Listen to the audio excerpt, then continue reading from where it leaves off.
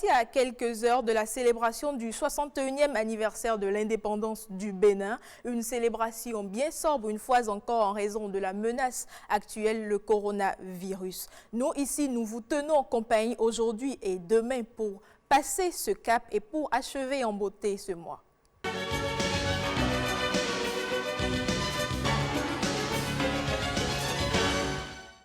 Il est 12 h et nous sommes tous au rendez-vous. Rebecca et Adonis sont déjà là. Bonjour et bienvenue à tous. Bonjour Mylène, bonjour Rebecca, bonjour chers téléspectateurs. Bonjour Mylène, bonjour aux téléspectateurs, bonjour Adonis. On t'appelle la veuve noire ou la fée noire? Oui, la fée noire. Bon, pas la fée noire comme celle qu'on connaît, mais juste une fée habillée en noir. Une fée habillée en noir. Alors, ce midi, tu nous reviens avec une découverte au Congo, une application, mais pas comme on en a l'habitude, une application qui alerte en cas de volcan, d'où le nom volcan alerte et non alerte volcan. Non, volcan alerte. Alors oui, Mylène, tu as commencé par le dire. Volcan alerte joue plusieurs rôles, mais nous allons commencer déjà avec le tout premier, celui de la protection des enfants. Alors il s'agit d'un bracelet que les enfants peuvent porter au poignet de leurs mains au cas où un enfant est perdu. Celui qui le retrouve scanne son barcode dans l'application Volcan Alerte pour obtenir l'identité, le numéro de téléphone ainsi que l'adresse du responsable de l'enfant. Il faut dire ceci fait suite à l'éruption volcanique récemment survenue dans la ville de Goma. L'initiative émane des jeunes développeurs d'applications congolais. Je vous propose de suivre ici l'un des concepteurs. Volcan Alerte Bracelet, c'est une solution qui permet aux familles qui se sont séparées avec leurs enfants de les retrouver facilement. Ça marche comment? C'est que l'application en question est subdivisée en deux parties. La première partie, c'est lorsque nous enregistrons les informations de l'enfant grâce à son parent dans le milieu des refuges. Donc, il y a les agents du terrain de Volcan Alerte qui se déplacent dans les différents sites où se trouvent les réfugiés. Et en contact avec un parent, nous enregistrons les informations de l'enfant. Entre autres, nous prenons le nom de l'enfant, nous prenons le nom du parent, nous prenons le numéro de téléphone de ses parents, mais aussi nous prenons la photo de cet enfant-là. Et puis, nous enregistrons ces informations au niveau de notre base de données et nous les affectons à notre bracelet, donc au bracelet que nous allons offrir à l'enfant. Après avoir enregistré les informations, nous laissons le bracelet à l'enfant. L'application joue plusieurs rôles. Au-delà du bracelet, c'est aussi une sorte de messagerie instantanée pour aussi alerter contre les fake news.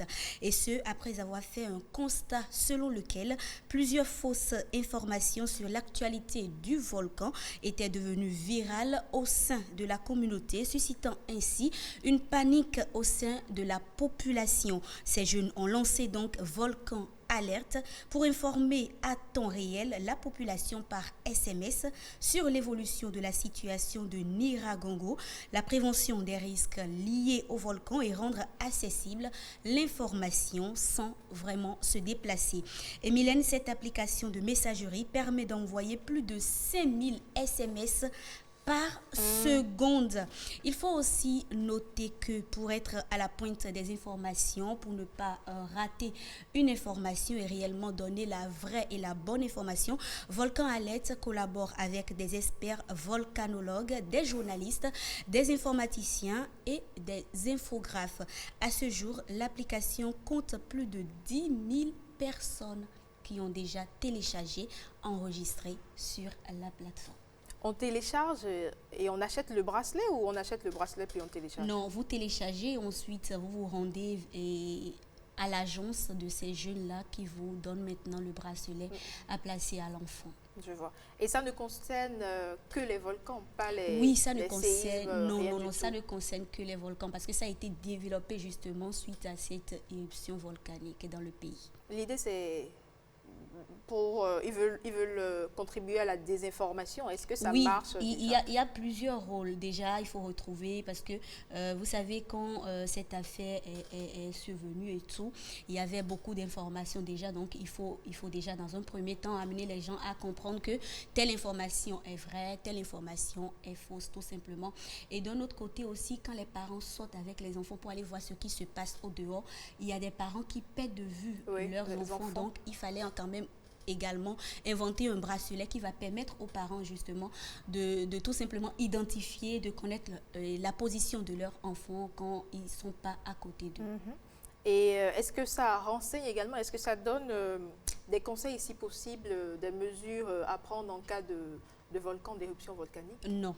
Juste des informations. Juste des informations sur le volcan et aussi des informations pour retrouver votre enfant qui est perdu en cas de crise, justement. C'est quand même bien utile, Adonis? Oui, bien utile. Cela permet aux utilisateurs de pouvoir savoir dans quelle zone il faut aller, dans quelle zone il ne faut pas aller. Et quand il ne faut pas y aller, surtout. Surtout, oui. D'autre part aussi, avec sa possibilité de pouvoir identifier les enfants qui ont été inscrits dans la base de données et pouvoir joindre leurs parents. C'est aussi un soulagement pour ces parents qui, après quelques heures, se retrouvent dans le désarroi de ne pas retrouver leurs enfants. Maintenant, se poserait toujours le problème quand Rebecca vient toujours avec ses applications qui utilisent les données personnelles. Voilà, peut-être après, j'espère juste que ça ne sera pas utilisé à d'autres fins par d'autres personnes. C'est souvent mon inquiétude quand je vois les applications parce que ça va prendre le nom du père, le nom de la mère, la date de naissance, et si tout possible. Ça là, c'est tout ça. Mais c'est quand même, ça reste quand même utile. On n'en a pas besoin au Bénin, hein, on n'a pas de volcan. On prie Dieu pour le jamais. Oui, mais on n'a pas besoin de volcan, mais on aura besoin d'une application peut-être pour pouvoir, parce que depuis un moment, vous allez voir sur les réseaux sociaux, les avis de perte de personnes, des personnes disparues. Perte d'enfants. Mais les enfants, même des adultes aussi qui ont disparu, on s'est dit qu'il s'est levé le matin, il s'est habillé, il n'est plus rentré depuis 4 jours. Ça permettra au moins, quand cette personne se retrouve dans un état, si c'est dans un hôpital ou dans un truc, pouvoir mieux savoir qui sont les parents de cette personne. Oui, surtout, il va falloir que les parents, en fait, si jamais il y avait des jeunes au Bénin qui pensaient à cela, il va falloir aussi penser au bracelet, justement. Et je pense que chaque famille devrait avoir ce type de bracelet. Au moins un dans la maison. Au moins un dans la maison. Et quand un enfant, on sait que l'enfant a un certain âge, et même c'est vrai, il y a des personnes adultes qui, on voit quand même des avis de recherche des personnes adultes aussi. Donc je pense que si on peut même l'avoir pour toutes les personnes, vous avez juste à votre poignet, on sait qu'à n'importe quel moment on peut vous retracer, bon, on en viendra quand même. Mais maintenant, il y a toujours l'autre problème de technologie et santé. Oui. Avoir un bracelet qui émet des régulations sur la santé. Mais je pense que concernant l'identification des personnes, c'est déjà en cours au niveau du gouvernement avec la NIP et autres qui mettent en œuvre des stratégies afin de doter chaque personne de pièces. Non, pas de puces, de pièces au moins numériques qui peuvent être accessibles un peu partout. Donc, si peut-être avec l'ouverture, peut-être, qui n'est pas, je ne pense pas, de leur base de données, mettre en place un système qui permette d'avoir le nom, le prénom et peut-être une adresse des personnes. Mais on peut ne pas rentrer dans les autres détails. Je pense que c'est idéal. Donc, avis aux startups. Oui. Mais ça existe déjà, hein, cette montre qui permet de connaître ton rythme cardiaque, le nombre de marches et tout. Technologie santé, je pense qu'on devrait s'entraider. Oui, mais quand je parle de technologie santé, c'est l'effet de ces montres sur notre santé. Sur notre santé, c'est ça. Rebecca, tu disais? Non, bon, ça n'a rien à voir avec ce que nous sommes en train de dire. Donc, mais tu voulais quand même le dire, on est curieux. Moi, je suis curieuse quand même. Non, je voulais dire que, en fait, je pense que ces personnes qui développent ces applications, et même ces bracelets, ces montres et autres, pensent certainement aux risques sur la santé et peut-être ont aussi pensé à des aspects pour ne pas nuire directement à la santé de la personne qui l'achète. Bon, pourquoi ne pas aussi coller à l'actualité et développer des applications à l'aide Covid par rapport aux différents centres de santé disponibles, les centres de vaccination. Je pense qu'il y a une application congolaise dont on a parlé ici. Ce plateau, j'oublie le nom. Au Bénin. Non, forcément, tu sais, je sais que ils nous suivent, voilà, qu'ils nous suivent et qu'ils y pensent. Parce que ici, il faut aller dans certains centres et vous apercevez que le vaccin n'est plus disponible. Or, s'il y a déjà mis en place un truc qui permet de dire, ah, dans tel centre, il y a tel vaccin, et autres, ça permet d'aiguiller les gens qui n'auront plus à... Bon, ils sont à l'écoute, hein, ils ont entendu. Rebecca, merci. Tout le plaisir. Et puis, retour au Bénin, plus besoin de faire de longues distances pour avoir votre carte biométrique. Elles sont désormais disponibles dans les préfectures et mairies. Vous le savez, la carte biométrique, la carte d'identité biométrique remplace les pièces d'identité qu'on dit ordinaires. On en saura davantage avec Adonis dans la Minute du Consommateur.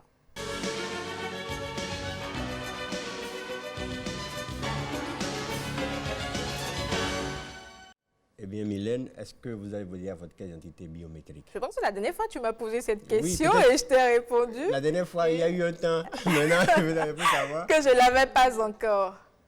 Je ne l'ai pas encore. Félicitations. On va suivre tes pas. Ah, donc, depuis, vous n'avez pas encore... Pas encore. Non, pas encore. Eh bien, il faut savoir que l'Agence nationale d'identification des personnes continue la dématérialisation des services. En plus de faire ces demandes en ligne sur le portail national du service public, vous pouvez désormais formuler vos demandes de carte nationale d'identité biométrique dans les mairies, dans les arrondissements de Cotonou, dans les préfectures, au siège habituel de la NIP et à son annexe qui est en face du stade. Eh bien, pour vous faire cette demande, vous devez vous munir de l'acte de naissance sécurisé, du certificat d'identification personnelle, de la preuve de quittance du paiement de 6 000 francs pour l'établissement de la carte. Dès que vous avez ces 3 pièces, vous allez au niveau des préfectures, toutes les préfectures du Bénin, tous les arrondissements de Cotonou, toutes les mairies, des 117 mairies du Bénin, et aussi vous ne voulez pas vous déplacer ou le faire directement en ligne. Eh bien, il faut rappeler que les demandes groupées, c'est-à-dire pour avoir la carte d'identité biométrique, vous devez avoir le CIP et la de naissance. Il y en a qui lançaient les 3 en même temps. Mais depuis la NIP, depuis la décision de la NIP, là, vous ne pouvez plus les lancer à la fois. Vous lancez d'abord le CIP et la de naissance sécurisée avant de lancer la carte d'identité biométrique. Eh bien, cette opération est possible à partir du 2 août.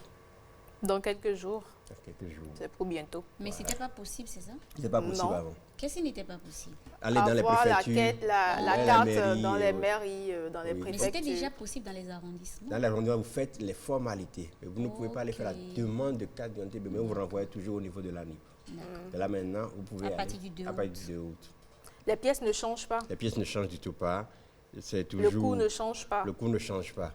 Et la durée? La durée, elle dépend de la demande.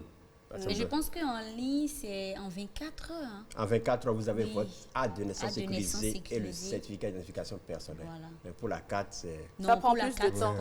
Toi, tu l'as fait en ligne? Non. Je suis déplacée. Tu t'es déplacé.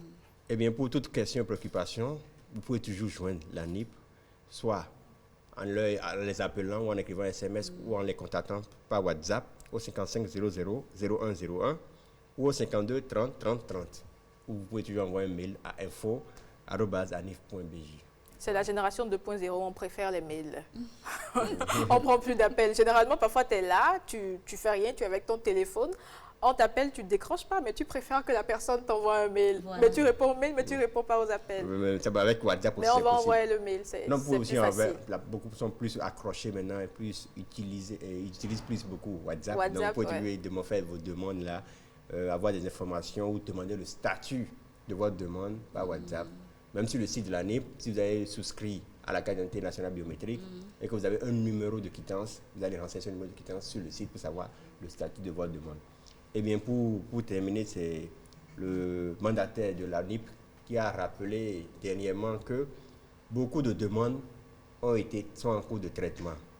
Mais elles ne sont pas totalement finalisées. Donc, quand les gens vont sur le site et s'inquiètent du délai, du retard et autres, et sur le site, on voit que c'est traité, ça ne veut pas forcément dire que votre carte est déjà prête. Ça veut dire juste que votre carte est en train d'être traitée. En cours de traitement. En cours de traitement. Oui, voilà. Comme on le voit généralement aussi. Merci Adonis. C'est nous. À présent, on va prendre les informations pêle-mêle avec Hermon Amengan.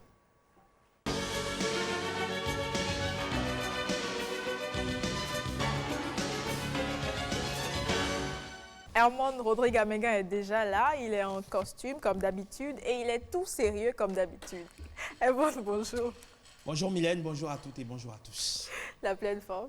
Ça va, merci. Mais j'ai dit que tu étais trop sérieux. Ben, souris un peu pour nous, juste pour mon bonheur, à moi, toute seule. Herman, un sourire. Adonis, il est jaloux. Assel, bonjour. Oui, Mylène, bonjour. Comment vous allez? Je vais bien, et chez toi? Ça va super bien. Herman, Adonis et Herman, bonjour. Bonjour. Herman, on y va? Ouais. On parle de Djibril Cissé, l'ancien footballeur professionnel français d'origine ivoirienne et guinéenne, a troqué ses crampons contre une platine. Oui, il n'avait pas remis les pieds dans le pays de son père.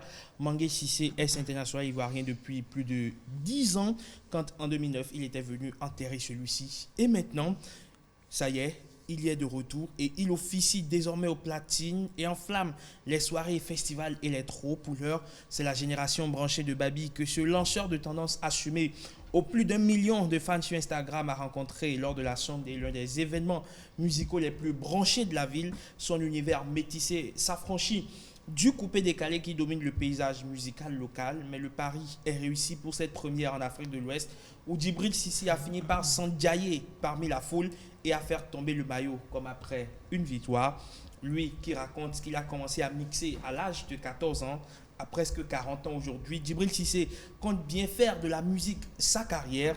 Il a même déjà son nom de scène. Devinez lequel? Qui devine? Cissé Dji. C'est très Adonis, tu facile. devines? Non, DJ Cissé. DJ Cissé.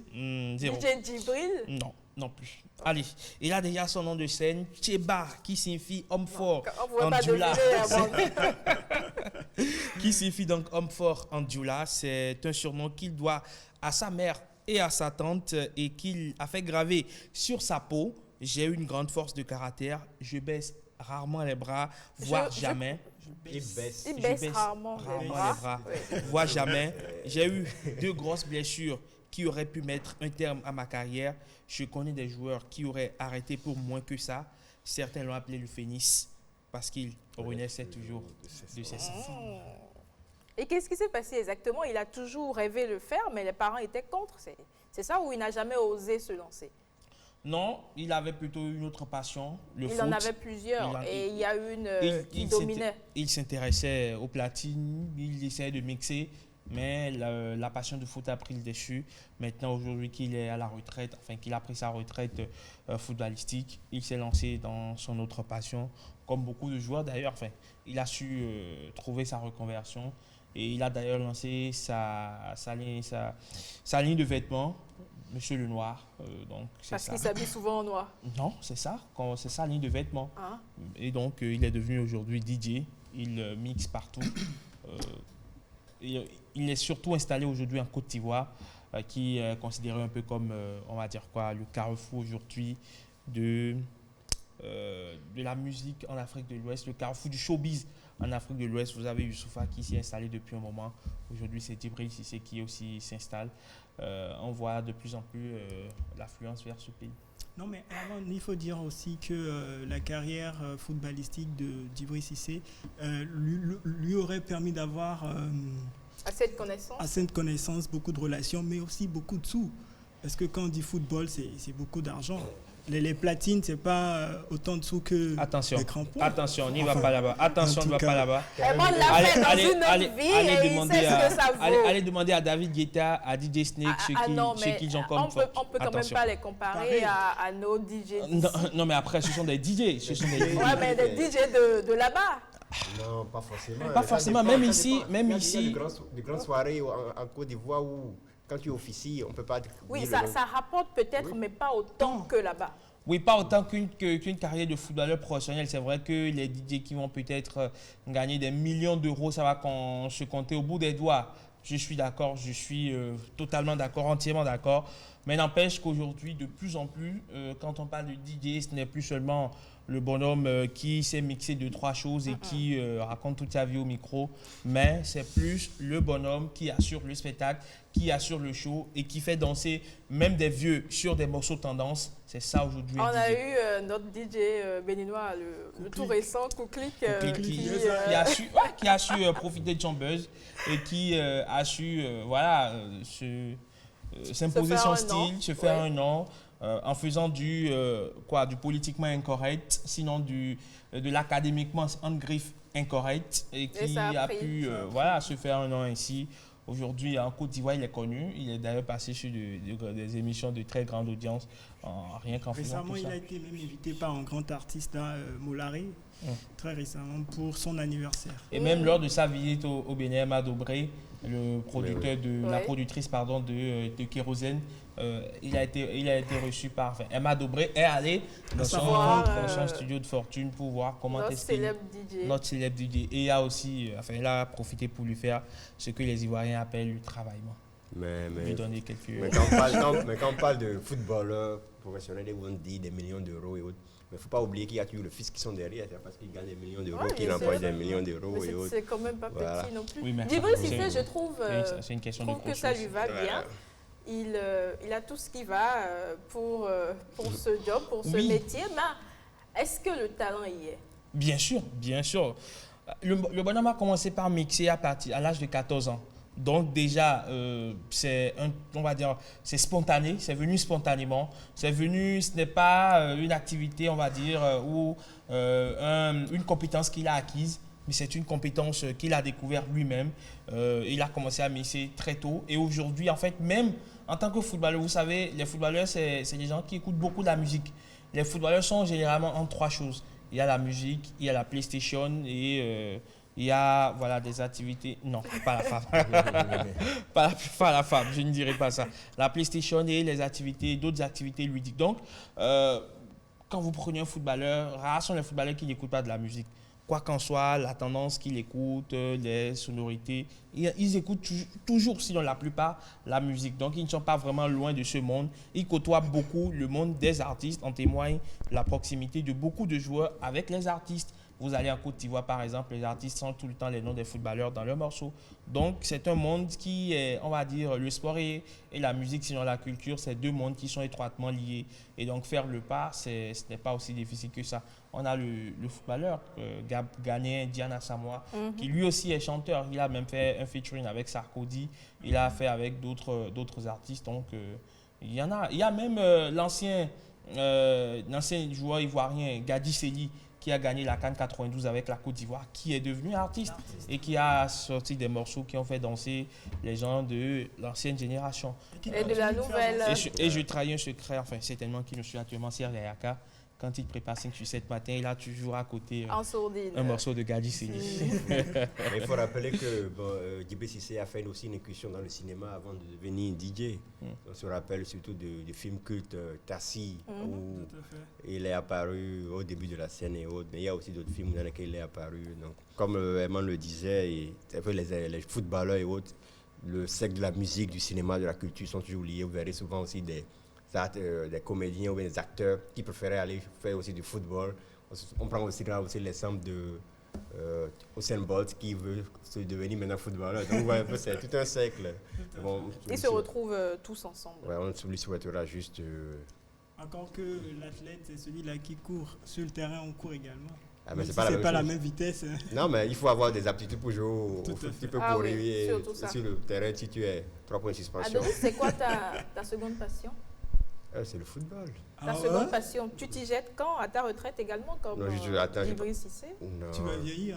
Non, mais je suis en train de jouer jusqu'à ce que je prenne ma retraite. Mais on ne te connaît pas pour le moment. Demande à Herman, mais tu vas en parler. Herman, on s'intéresse à présent à ce casting à la recherche de nouveaux mannequins sur le continent. Oui, alors c'est le plus grand casting jamais réalisé sur le continent. Future Face Africa, dont le coup d'envoi à l'Ejdira a été donné début juin à Lagos.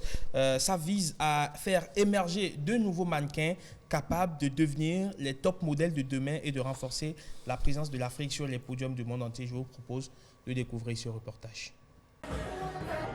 Trouver le visage de demain, c'est l'ambition de Future Face Africa, le plus grand casting jamais lancé en Afrique. Un continent longtemps inexistant sur les podiums, mais depuis 20 ans, les choses ont changé, surtout depuis les premières Fashion Weeks en Afrique du Sud et au Nigeria en 2010. Aujourd'hui, toutes les grandes agences ont 10 ou 15 top modèles d'origine africaine. The changes are coming really well. I love it. Ça change vraiment beaucoup. J'adore parce qu'il se passe beaucoup plus de choses qu'avant. Les mannequins africains voyagent, maintenant ils vont et viennent. Et maintenant, regardez-moi, je suis un mannequin international. Celle qui l'a repérée dans la rue, c'est Elisabeth Elohor, créatrice de la première agence de mannequins du Nigeria en 2004 et aujourd'hui aux commandes de ce casting géant dont le coup d'envoi a été donné à Lagos. Elle en est convaincue, le visage de demain sera africain. Évolution des mentalités avec notamment le mouvement Black Lives Matter, mais aussi raisons économiques. Beaucoup de designers internationaux se rendent compte que la plupart de leurs clients viennent d'Afrique. Nous achetons leurs produits chers. C'est ce qui se passe maintenant. Les choses ont changé et les gens se rendent compte que l'Afrique, c'est maintenant, en ce moment. Mannequins, stylistes, maquilleurs, photographes, c'est tout un secteur qui s'est structuré ces 10 dernières années sur le continent et notamment au Nigeria. Le Nigeria a été à l'avant-garde de tout, dans la musique, l'art, le divertissement, la mode, le mannequinat. C'était de différentes silhouettes. Oui, à la recherche, ils sont à la recherche de nouveaux mannequins sur le continent, de nouveaux visages qui vont incarner le mannequinat africain. De nouvelles formes, rondeurs. Parce que c'est ça, l'africaine surtout. Oui, évidemment, c'est tout ça qui forme, on va dire, cette hétérogénéité de l'Afrique. C'est ça qui donne cette couleur africaine donc, au mannequinat. Donc aujourd'hui, après les vedettes qu'on a connues, ils sont à la recherche de nouveaux visages parce que c'est aussi ça. Il faut changer pour pouvoir aller à la conquête de nouveaux marchés. Il y avait le Bénin là-bas, il y en avait, des Béninoises? Non, il y avait des Nigérianes et d'autres nationalités. Le Titanic, on en parle, le Titanic remonte à la surface en Chine. Oui, alors qu'on se le dise de suite, il ne verra jamais la mer et donc ne coulera point. Ça, c'est pour les superstitieux. Au fin fond de la campagne chinoise, une réplique grandeur nature du Titanic a commencé à sortir de terre au milieu des champs avant d'accueillir des touristes dans un parc à thème consacré au mythique paquebot. Le chantier produit une gigantesque réplique du tristement célèbre navire qui a sombré, voilà, il y a plus d'un siècle dans l'Atlantique, tuant plus de 1500 passagers et membres d'équipage. À Suinin, la mer la plus proche est à 1000 km, mais l'entrepreneur en est persuadé. Les curieux feront quand même le déplacement pour visiter Titanic Land, son parc à thème consacré au navire. Coût du projet, 10 milliards de yuan, environ 1,2 milliard d'euros à les convertir en francs CFA, c'est beaucoup d'argent. L'inauguration est prévue en fin d'année. Le Titanic était à son époque le plus grand paquebot de croisière jamais construit, censé être insubmersible. Il est, on va dire, resté synonyme du plus grand désastre de l'histoire maritime. Cette réplique est tout à fait à l'image de l'original. Comme l'original, Mylène, la réplique mesure 260 mètres de long et il a fallu 6 ans pour la construire avec une centaine d'ouvriers, allais-je dire, et 23 000 tonnes d'acier. Tout, de la salle à manger aux cabines de luxe et même les poignées de porte, tout est inspiré de l'original et dans un souci de réalisme, une véritable machine à vapeur donnera l'impression aux visiteurs d'être réellement en mer, prix d'une nuit de vraie fausse croisière, 2000 yuan, environ 168 000 francs CFA. Et pour un déplacement total, sinon pour un dépaysement total, les touristes traverseront le parc en minibus avec en fond sonore l'incontournable My Heart Will Go On de Céline Dion, bande originale du film Titanic avec Leonardo DiCaprio. Le film a connu en Chine un énorme succès à sa sortie en 1997. Le navire le plus célèbre du monde a de nouveau fait récemment les gros titres dans le pays avec la sortie d'un documentaire inédit qui a révélé l'histoire de 6 survivants chinois du naufrage. Pour la petite histoire, parti le 10 avril 1912 de Southampton, c'est dans le sud du Royaume-Uni, pour rejoindre New York, le Titanic a fait naufrage après avoir percuté un iceberg au large du Canada. L'épave du navire n'a été découverte qu'en 1985, soit 13 ans plus tard, et repose par 4000 mètres de fond. C'est quand même pas petit. Et pourquoi refaire à nouveau ce bateau? Ça ne rappelle quand même pas de bons souvenirs? Ça ne rappelle peut-être pas de bons souvenirs, mais c'est quand même resté, le Titanic, vous le savez, est resté quand même comme le plus grand désastre maritime de l'histoire, donc de l'histoire, et donc à essayer de remonter à la surface le Titanic, de faire remonter à la surface le Titanic. C'est un peu comme reconstruire l'histoire, mais c'est un peu comme penser les plaies, comme pour montrer en réalité que oui, le Titanic a coulé, mais plus jamais le Titanic ne coulera. C'est pas pour rien, il ne remonte pas en mer. C'est pas pour rien qu'il ne remonte pas en mer, parce que s'il remontait en mer, peut-être que les superstitieux ne vont peut-être pas prendre de risque de monter à bord. Et puis, il y a quand même que d'autres sont en train de fabriquer une nouvelle version du Titanic qui va remonter en mer très bientôt. Mais plus beau, plus vaste, plus fort, plus attrayant. Ce sera conformément, sinon ce sera avec les mêmes dimensions, avec les mêmes commodités que le précédent Titanic, mais avec des mesures de sécurité plus renforcées. Et qui pourra résister cette fois-ci. Peut-être à un iceberg, sait-on jamais.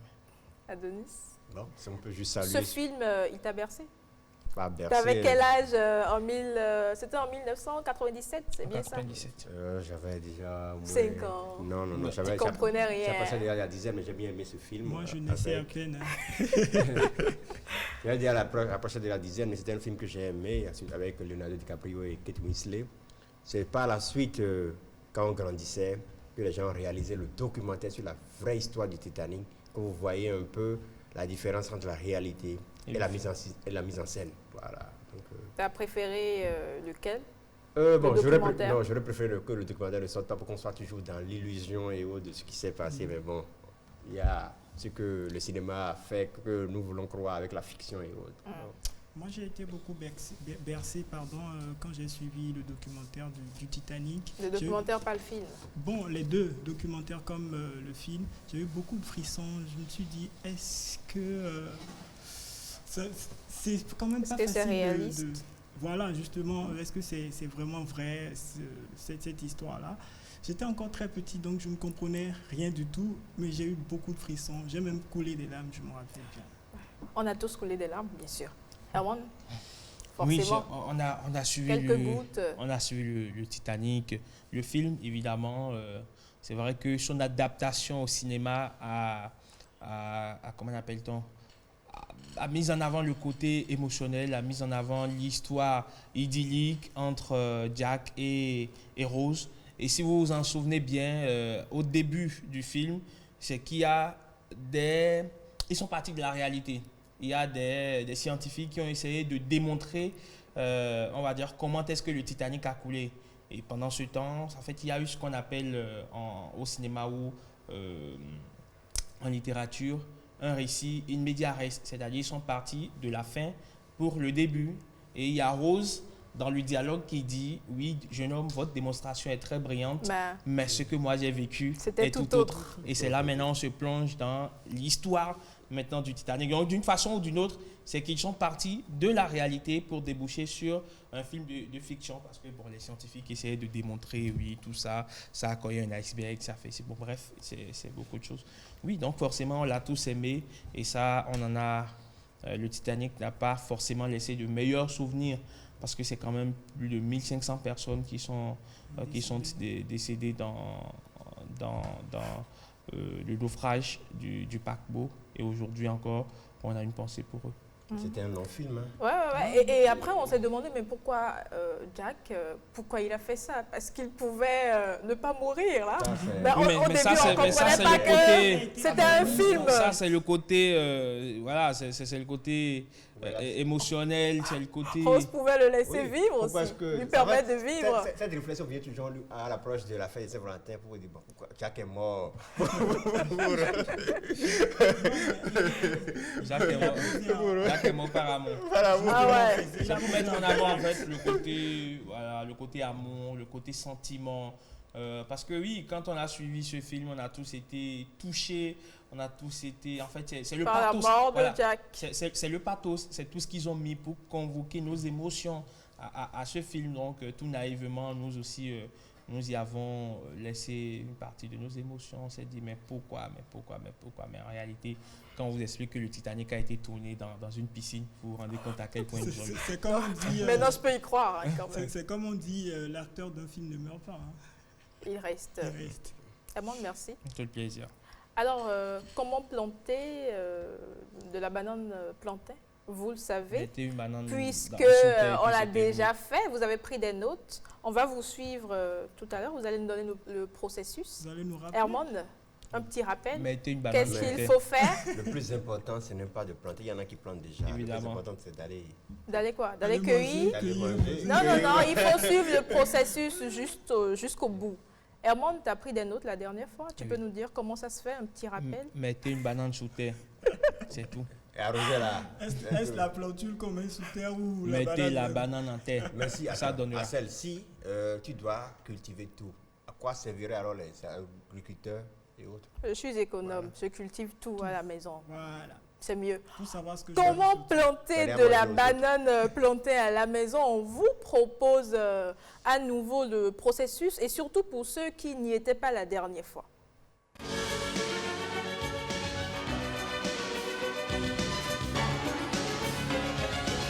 Alors, chaque geste compte. Tout à fait, chaque geste compte. La banane plantain est physiquement très ressemblante aux petites bananes ordinaires qu'on connaît et qui nous servent généralement, dans la culture, tout à fait, de dessert. On la consomme, la banane plantain, cependant comme un féculent car elle est très riche en amidon et présente une bonne tenue à la cuisson. Les recettes sont multiples et nous proviennent des pays tropicaux. Comment est-elle cultivée au Bénin? Allons à la découverte de ce fruit exotique dans cet élément.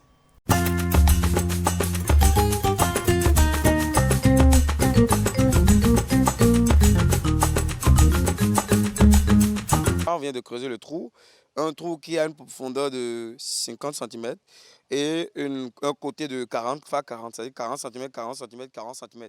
Vous pouvez aussi faire les trous de 40 x 40 et 40, c'est-à-dire 40 cm3. D'accord? Maintenant, la prochaine étape va consister maintenant à planter ce rejet mature qui est dans ce pot-là.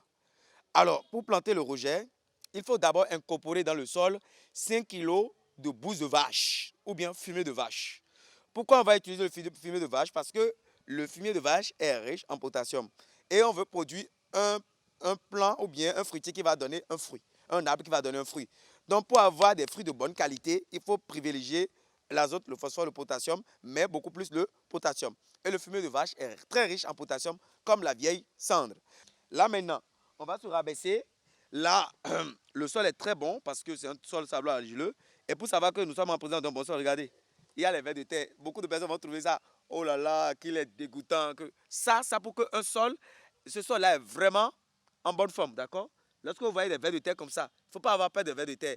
Les vers de terre, ce n'est pas des choses dégoûtantes, non. C'est vraiment une espèce indicatrice.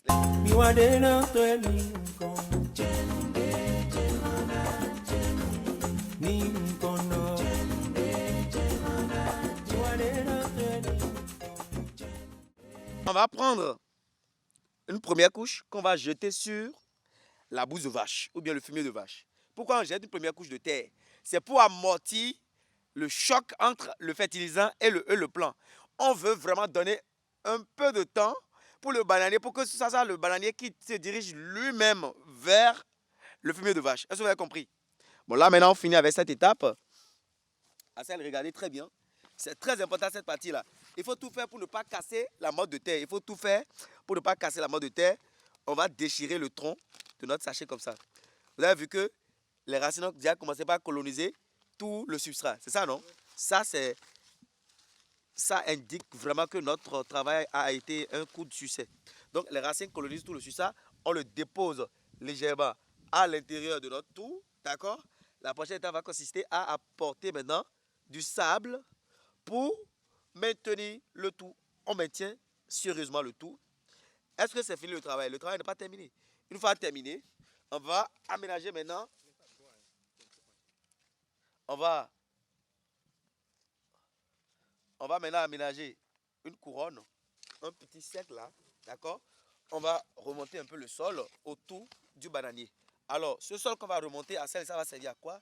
Ça va permettre de retenir l'eau de pluie qui va rapidement tomber là. Et aussi, lorsqu'on va apporter de l'eau à la plante, ça va permettre de garder de l'eau.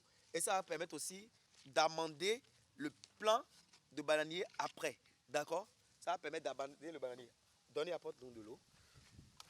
Voilà, le geste magique, quand on plante quelque chose, un arbre ou bien un fruitier, c'est pas une plante, il faut toujours lui apporter de l'eau. Arrose. Il faut toujours apporter de l'eau. L'eau, c'est la vie.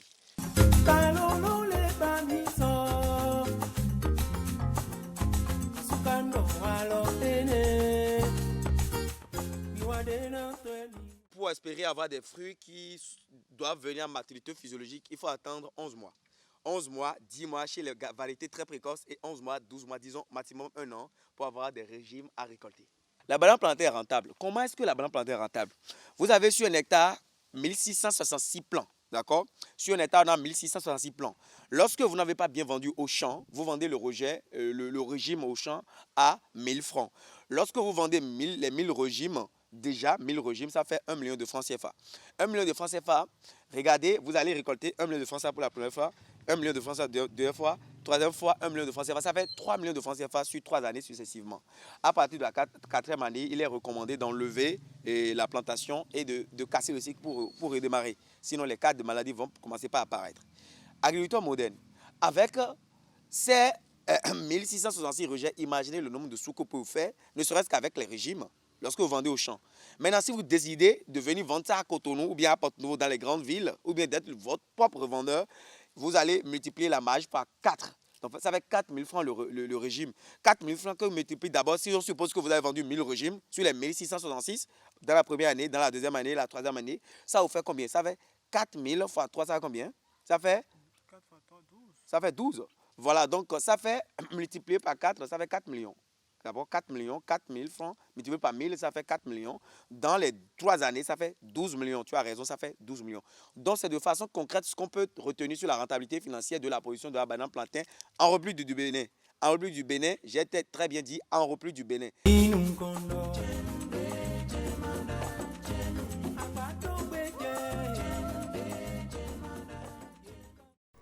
Nous, on consomme ou on met ça sur le marché? On commercialise? Non? Adonis? On commercialise pas. Moi, je suis plus consommation. On va acheter chez les autres. 11 à 12 mois. On va pas non plus tout faire. Tout cultiver à la maison. 11 mois à 12 mois suffisent largement pour récolter et avoir Voilà. Et tu fais quoi pendant ce temps? Tu t'occupes d'autre chose. C'est comme ça, quand tu plantes quelque chose à la maison, tu suis pas quand même, tu laisses tomber et puis... C'est ça, agriculteur moderne. Il va faire le maïs, il a dit, il préfère la pâte. Il faut rappeler simplement qu'elle est également riche, la banane plantain bien sûr, en vitamine C, B6 et B9. Une question pour vous. La banane plantain, c'est un fruit ou un légume? C'est un fruit. C'est un fruit. C'est un fruit. Selon toi? Je ne sais pas, je vous pose la question. C'est un fruit. Enfin, la question ne mérite même pas d'être posée. C'est un fruit. Si, bien sûr. Un fruit. Ah, ok, d'accord. C'est un fruit qui se consomme comme un légume. Assel, merci. C'est du pareil au même. Oui, ça se fait. On fait du foutou, non? C'est du pareil. Ouais, pourquoi pas? On peut le faire. C'est possible, tout est possible actuellement. On ne jette plus rien.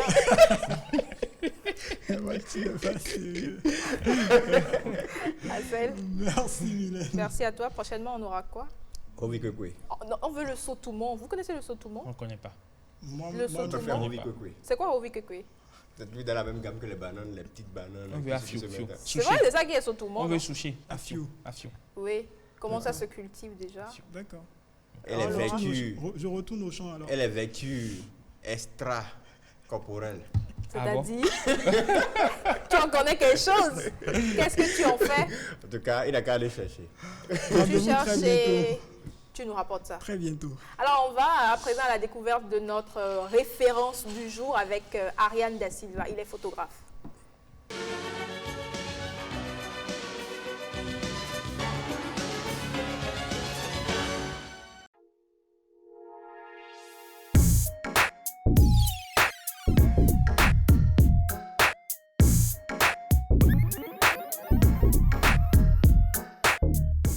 Étant petit, je m'amusais à photographier le rêve de mes amis. Arrivé au secondaire, j'ai un oncle qui voyageait et qui m'a donné 10 000 francs. Donc j'ai remis les 10 000 francs à maman. Je lui ai dit que je voulais un appareil photo. Donc, je suis allé en vacances, de mon retour, il y avait déjà l'appareil photo qui a été acheté. Et c'est comme ça que j'ai commencé par m'essayer à la photo. J'ai commencé par m'exercer. Arrivé à l'université, j'ai passé une première année où je vais en amphi, je vais au resto, je retourne à la maison. Mais après, j'ai su qu'il y a une institution à l'université dans laquelle on donne des formations, l'ensemble artistique et culturel des étudiants. J'ai intégré la section ciné-photo UNESCO qui forme les étudiants au maniement de l'appareil photo. Et en 2016, j'ai rencontré un artiste photographe. On a commencé par travailler ensemble. Il m'a montré le chemin de la photographie d'art.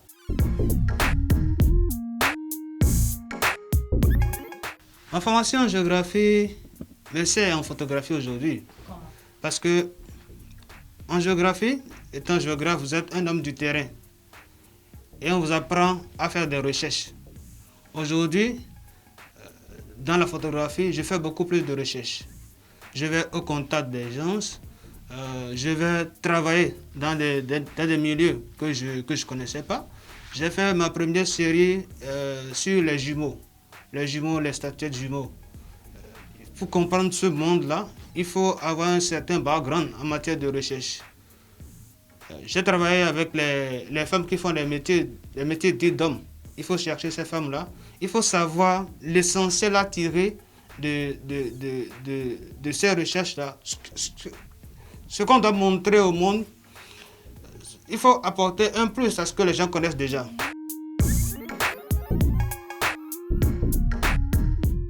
C'est vrai qu'au Bénin, la photo d'art n'est pas très consommée. Et moi, ce que je fais pour le moment, c'est je me sers de certains reportages parce que la technique, on la maîtrise déjà. La technique, on la connaît. Je me sers de ce que je gagne quand je fais des reportages ou quand je fais des commandes. C'est ça que j'investis dans la photographie parce que moi, je crois en ce que je fais.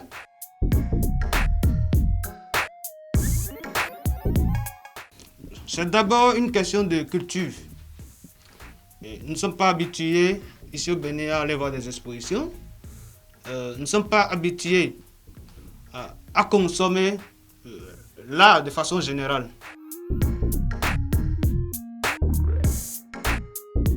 Il y a beaucoup d'étudiants qui sortent de l'université. Tous ceux-là ne pourront pas forcément avoir un emploi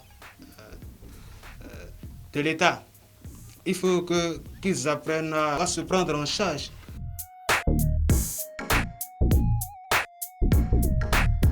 Il faut d'abord trouver l'idée géniale, l'idée intéressante, l'idée différente de ce que les gens font. Il faut avoir le courage de commencer parce que vous pouvez avoir l'idée, mais tant que vous n'avez pas le courage de commencer, vous n'allez jamais entreprendre. Vous pouvez échouer une première, une deuxième fois, mais ça vous donnera des leçons pour évoluer. On tombe, mais on peut quand même se relever. Il faut avoir plutôt la force pour se relever. C'est ce qui nous différencie généralement de tout le monde. On essaye la plupart du temps, mais parfois on n'a pas cette force pour se relever. Se relever, c'est important en entrepreneuriat. Et d'ailleurs, quand vous ne tombez pas, vous n'apprenez pas. On l'a dit le jeudi dernier. Quand vous ne tombez pas, c'est parce que vous êtes sur le bon chemin. Avant d'arriver à bon port, il faut que vous puissiez tomber, vous relever, vous puissiez tomber, vous relever. Et c'est au bout de votre péripétie que vous arrivez à acquérir de l'expérience, que vous arrivez à forger votre personnalité et cela influe positivement sur votre être, mais également sur votre activité. Et on nous l'a si tant chanté, on n'échoue jamais, on apprend toujours quelque chose. Et celui qui échoue et n'en tire aucune leçon est un con. Dans toute expérience, il y a une leçon à tirer. Pas forcément on ne parle pas forcément des expériences professionnelles, mais toute expérience de vie est porteur d'une leçon de vie, que ce soit professionnellement, que ce soit humainement. Vous tirez toujours quelque chose d'un échec. Il ne faut pas forcément toujours voir le mauvais côté d'un échec. C'est vrai que quand on échoue, ça fait mal, très mal. Personne n'a envie d'échouer. Mais lorsqu'il arrive que vous échouez, interrogez vous-même. faites votre propre analyse, faites votre examen de conscience. Je crois que vous allez comprendre qu'à un moment donné, à un moment ou à un autre, vous n'avez pas forcément fait ce qu'il fallait pour pouvoir être là où vous devriez être. Et donc, ne vous larmoyez pas, ressaisissez-vous, prenez votre courage à deux mains, allez-y. Et sautez. Et c'est d'ailleurs pourquoi on a forcément besoin du contrôle de soi, du contrôle de nos émotions. Ne pas se laisser aller, ne pas se laisser abattre surtout. Oui, il ne faut pas laisser ses émotions prendre toujours le dessus. Je dirais que la force d'un homme réside pas dans le nombre de fois où il est tombé, mais dans le nombre de fois où il s'est relevé pour affronter les difficultés et continuer. L'échec est formateur et quand vous n'échouez pas dans la vie, vous pensez que tout est beau. Et donc, il faut prendre son courage à deux mains, aller de l'avant, se battre pour atteindre ses objectifs. C'est pas pour ça qu'il faut toujours penser à aller jouer tous les jours. Sinon, on peut quand même voir la vie comme une philosophie, comme de la philo, pourquoi pas. Sa vie, il doit quand même se dire que l'échec, ça ne doit plus arriver. Même si pour une fois en passant ou quelquefois on échoue. Quand vous échouez une fois, vous êtes excusable. Mais quand vous échouez une deuxième fois pour la même faute, pour la même cause, c'est une faute. C'est qu'il y a quelque chose à changer. Le paresseux te dira que bon, j'ai échoué, mais bon, demain, mais il échouera encore demain, bon, ça doit arriver. C'est une affaire de conscience également. L'échec, lorsque vous échouez une fois pour une cause, vous vous assurez de ne plus échouer prochainement pour la même cause. Vous pouvez échouer pour autre chose, mais vous n'avez pas le droit d'échouer pour la même chose deux fois. Parce que la seconde fois, c'est une faute. C'est de votre faute. C'est de votre faute. Le même chemin conduit au même port. Il faut pouvoir s'interroger, il faut pouvoir essayer de comprendre ce qui a ou non marché pour pouvoir rebondir. Merci à tous. Merci Amande, merci Adonis. Ouais. Adonis, tu sais d'où vient ton nom déjà? Oh, rendez-vous jeudi prochain. Tu as un beau prénom au passage. Et Adonis, lui, spécialement, il est très mignon. L'Adonis d'origine. C'est un personnage mythologique. Oui, de la mythologie grecque. La mythologie grecque qui fit homme remarquable par sa beauté. Donc, 3 points de suspension pour ce qui lui. Pourquoi? Et la beauté relative. Non, je ne dis pas ça. Non, pas du tout. Adonis, l'original, je ne dis pas que tu es la copie, mais Adonis, lui, c'est sa beauté qui le différenciait des autres. Il a une bonne appétit. Sinon, mon Adonis aussi, il est mignon, il est à croquer. Quand il veut, bien sûr. Merci à merci à Rebecca, merci à vous pour l'attention. On a été heureux d'être en votre compagnie ce midi. On se retrouve déjà demain. Ciao, ciao.